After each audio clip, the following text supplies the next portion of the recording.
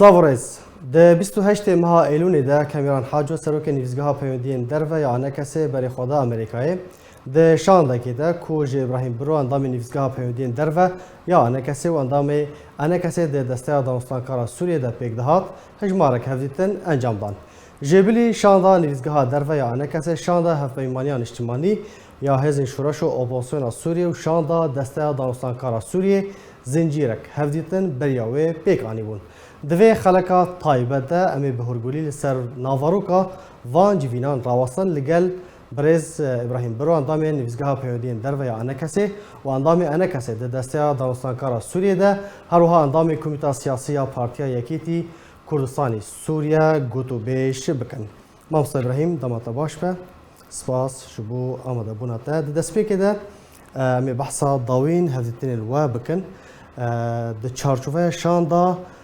نویزگاه پیودین درو و چند جوین انجام دان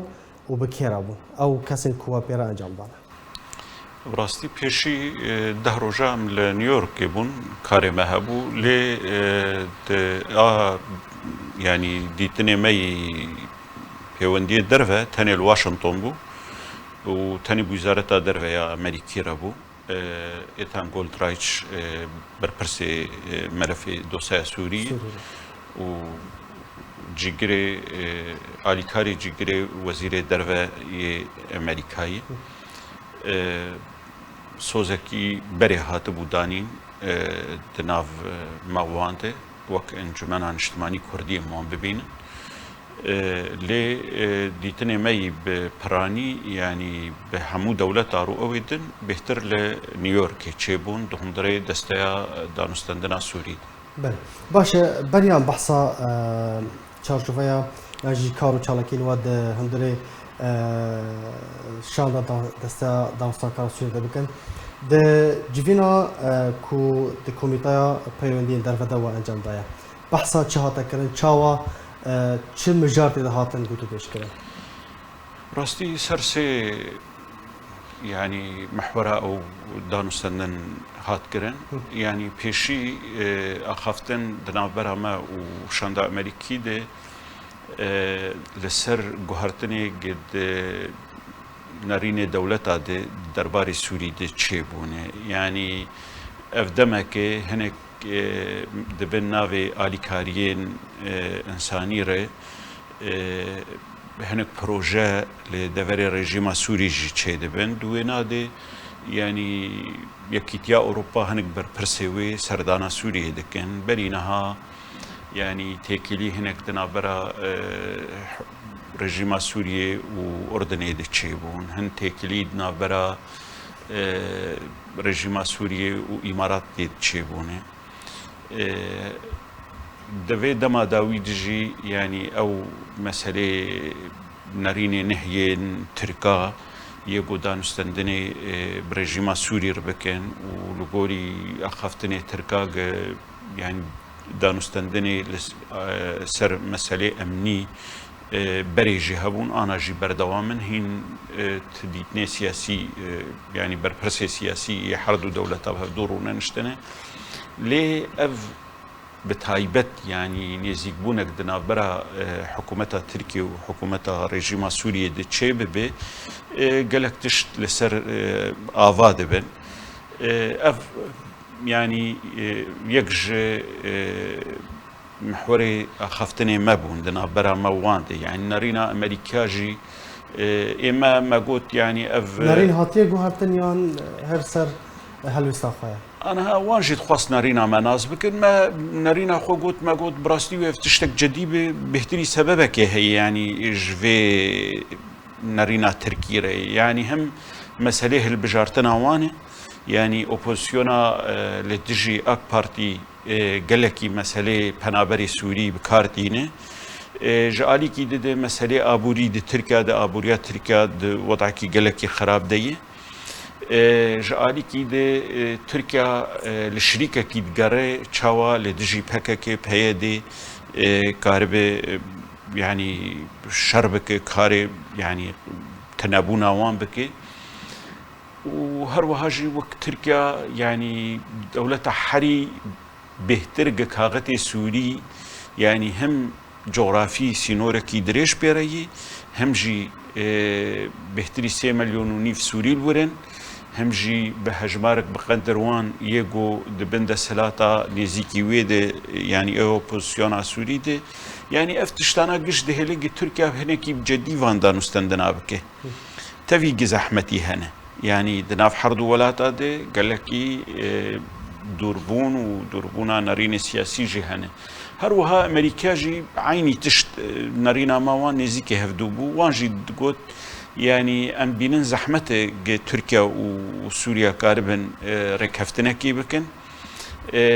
ji alîkî de ئەمریکا ینی گوهرتنا نەریناوێ چاوایە بەرینەها ئەمریکا دگوت ئەم قبول ناکن کەسێک ji welatê dunyayê danûstendinê bi rejîma Sûrî bike aniha dibêje ne bi dilê me yanî ev gotin cudabûna gelekî mezin tê heye wextê yanî digotin em qebûl nakin kesik danûstendinê bi wan re bike û aniha dibêjin me ji Tirkiya re ji Ordinê re ji Îmaratê re gotiyê yanî ev vê rejîmê xelkê xwe kuştiye ha jê hebin danûstendinê xwe de hinkî ha jê hebin yanî ev delilê guhertinekî mezin e di dîtiniya Amerîka de giçê bûye xala din yanî li ser danûstendinê Kurdî bûn rastî me ji wan re got yanî sefîrê wê nûh gihatiye dîtinek jî Encumena Niştimanî Kurdî û partiyên PYD û dora PYD jî kirî û heta niha axiftin li ser danûstendina Kurdî nehatî kirin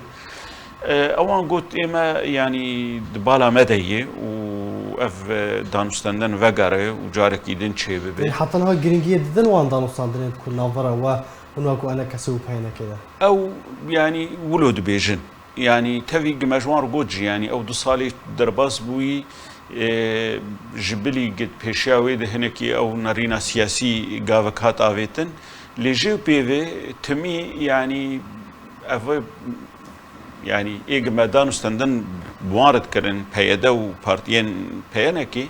bêhtir me dî destê PKK tê de yê û dixwaze Kurdistana Sûrî û milletê Kurdistana Sûrî ji ecendê xwe re pê kar bîne û ev yanî berpirsiyariya Amerîkayê gekaribe yanî dibin çavdêriya wê re tiştekî cedî çê bibe heger ne dibin çavdêriya Amerîka de be û meselekî cedî be tu hêvî divan danûstendina de tunene êwan ew dibînin û çi astengî û zehmetî û meselê xwandinê û meselê revandina zaroka û meselê yanî zehmetî û astengiyê gij encûmenê û dostê wê çê dibin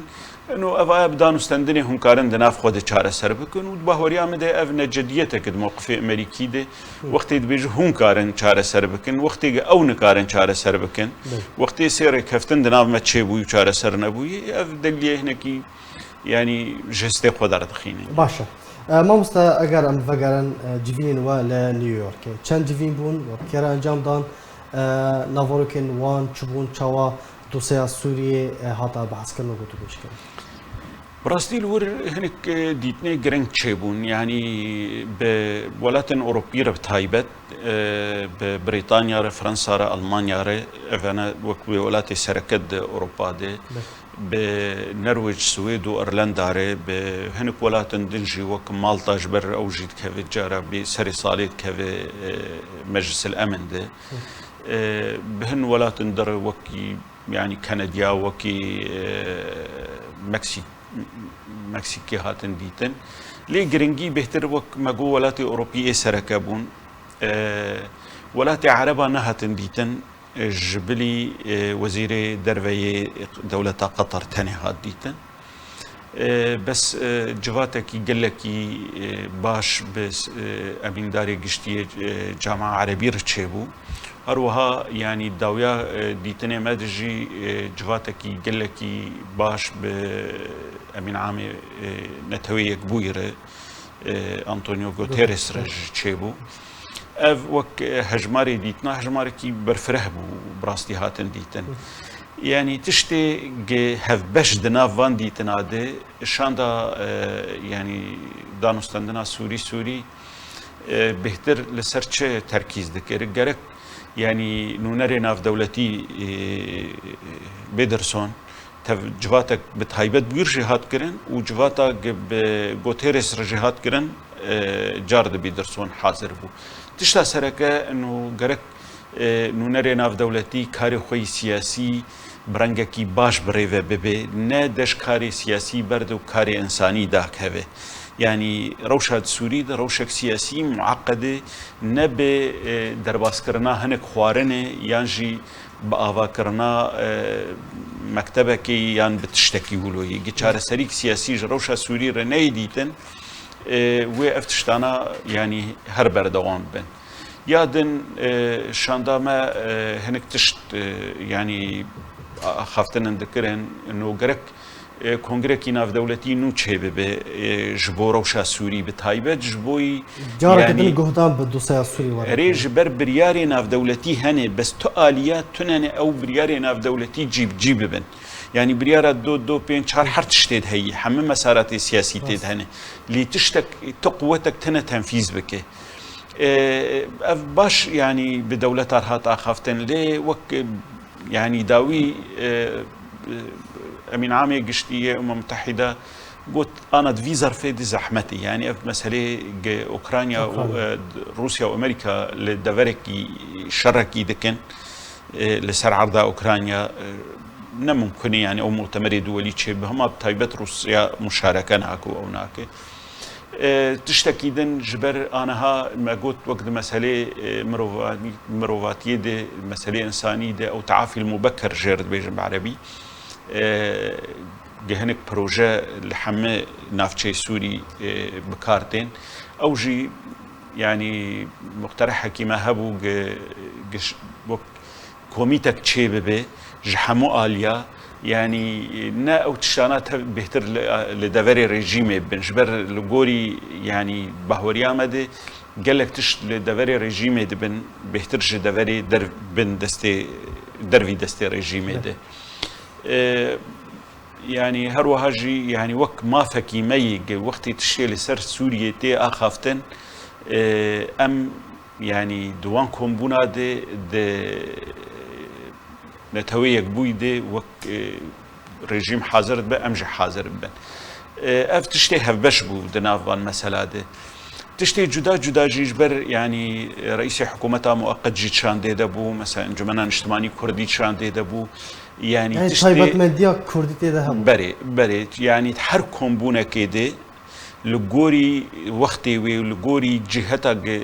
ام بيرو دنشتن يعني تايبت منديك هبو وبشك جو وقت مرة مخصص بو قام بحثا دفري كردي بكون دفري كردي جي يعني هزان يعني إيرو سرد بشاي يعني بشك جي يجو أوبوزيون تيدني وك عفرين وك تل أبيض وسريكاني ودفري دن يجو بهدي إدارة دكه يعني لسروان مثلاً روشة خلقي مال سر عرضي چاوي چه زحمتي هنه چه أسطنگي هنه بتايبت جي مسألة خواندني ما گرنگي داي و رواندنا زاروكا جي ما گرنگي داي براستي افتشتي يعني تو منطقة الدنيا دي قبولناكي يعني تدمير ملتكي بفيرانجي بيكرن وافتشتكي بالكيش بو يعني حتى لجم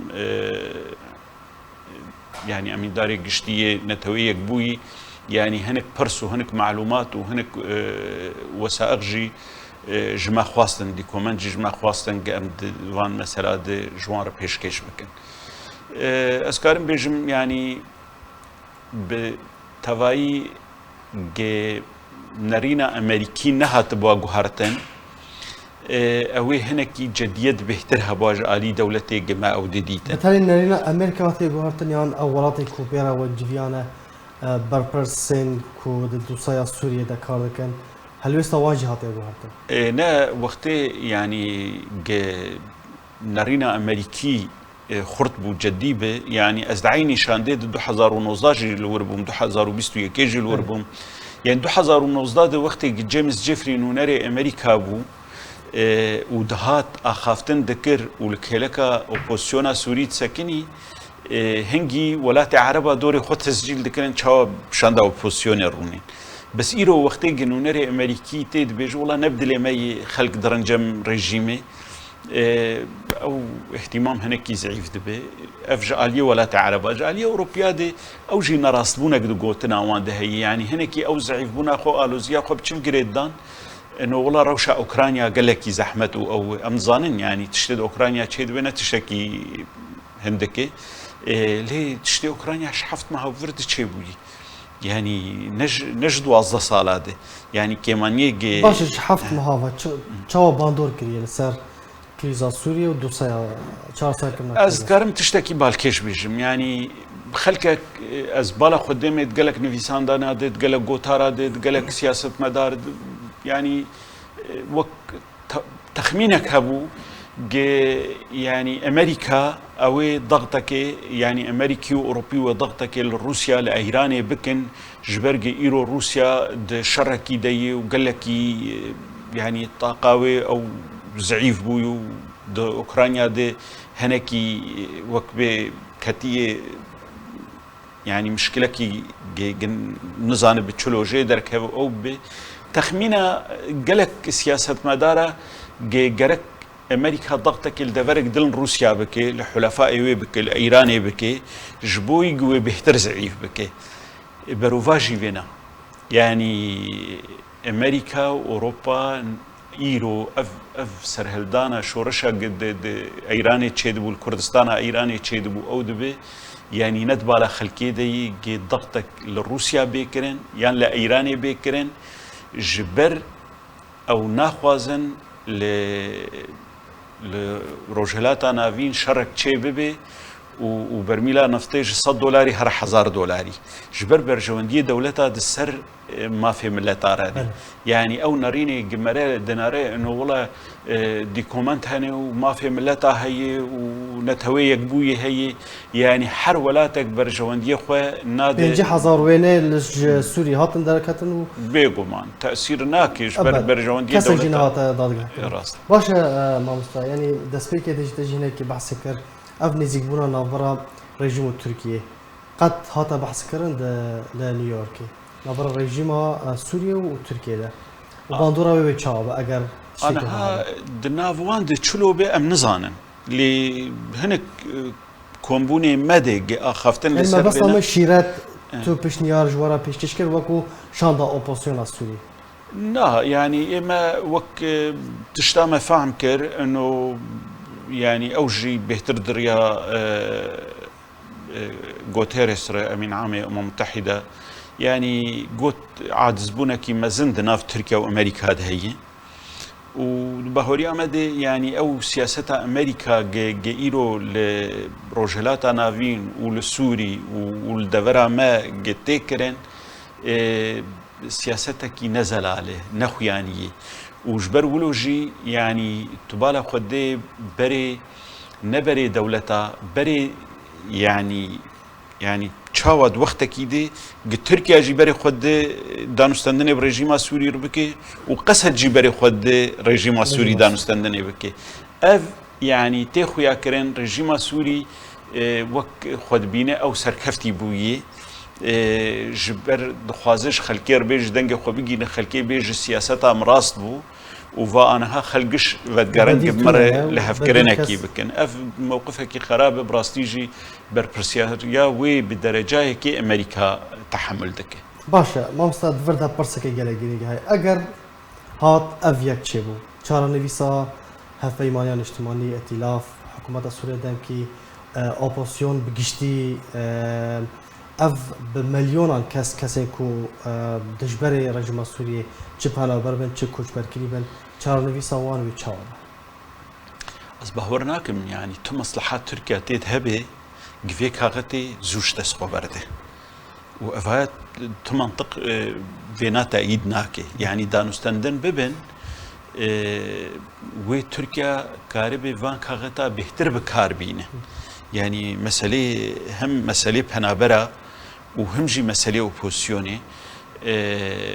دبقى آلية سياسية ده هنكي تأثيره بكي تفاهمات نهچه ببن أو ببن اللي أفكاغتا هان نممكنه ولو براحتي جبر أفكاغ دستي تركيا تنبي وتركيا لسر چو بازاري بريجيمات سوري ربكي كاغتي خورتن دستي ويدي قاربي الشرط خوال سر يعني تركيا چش سوري تخوازه معناه دوی هر طرفك تشتكي جالية تخوازه بهذا جوهرتنا مقايضة بيجومان يعني مثلا يجج داخوازي تركيا دوی پککی و پیاده و رنگای نمینه دوی تنبه يعني افها تحقيق نكي تجاري كاغتي دستي خود دجي برناده يان دوا مصلحه برجمنديه تشدنه يعني سوري 20 سال 30 سال 40 سال جاوا كرنا ويردوي تركيا وقت دولتها كيمازن وجيران يعني دخازه مصالحي وي بوقت دولتها سركبه د بيشروجا سوريا دي قاربه آوابونا وی دی يعني رولك وي سركها به اي وقتی كاغد دستي وي دو تنه نكار تشتكي جوان برجوندي خو بكاربين باش مامسا داوين برسيار سيناريو ويتشبل اف دفرين هجموني كو هاتنا داباش كرن بيغمان 4 بشن ريجيم اوبوزيسيون قصدي هروها بشك جيران بيجن حكومه هاورتونيا جي جبهه نصره بني الادلبي اف بونا ديفاكتو بونا امر واقع يان بيشيدا ويغهرتن تشيبن كارك جدي وركرن جبو بيجي كرنا بريارة بيسودو بيجو چار يان وكو تاغوتيه لها جهدان بهتر جي كريزا اوكرانيا وروسيا بيغمان روسيا واوكرانيا او سركي الجم دنياي يادن اف ديفاكتو جهي لسر عرضي چار بشن دو جوان جي بازار زوترن يعني جولاني وقسدي افانا يعني بهتر جي بازارانه رژیم يعني هنجارا خود بینه يعني ایرو روشاوی نو 13 و 14 و 15 يعني روشا خود باشتر بینه تویگر علی آبوری ده گلکی ده زحمتیه دیه لی ده مسئله او تركيا الهفدو بكن بيغمان مسألة قسد وجولاني جي دنافر وصفقك ليك هفو بازارك بيكرن جبو كجان دفر جبو كجان آلي ورا بس كرن انا يعني تركيا دوي داخوازي بجيب بن هجر نيزيكاي تشيب وبيغمان يعني مجتمعي دولي جي لدجي جولاني يعني وقت شلو قسد جارنا مستعد جلي خبوك هره نافي خبوك هره يعني او دجي نشرت تنببن بجاره كيره لي نافي وان ورنجي وان وجلي وان تنغو هرتن دوان مسألة ولوده لي داويجي لجم امريكا سكنه امريكا هنكي نارينكي زلالتر بده في مهنا داعش وف قنبله موقود هوليد ود حبسه حسا كده يعني بس تجارت بفيك هاغتي بكرين يعني جار سريك داوي جير بيدي قالك سباس جو ماوستا ابراهيم برو انضامي نفسها بيودين درفا يعني كسي وانضامي انا كسي د سياده مستقره سوريا ده هروها انضامي كورتا سياسي يا بارتيا يكتي كردستان سوريا لسربشتر سباس زور سباس جواروش تماشافان ويشار تماشافان البريز بفيا وهم بيشتن داويا هفتنا اخوا حتى هفتنا كدن بينن بخير وخوشيه سباس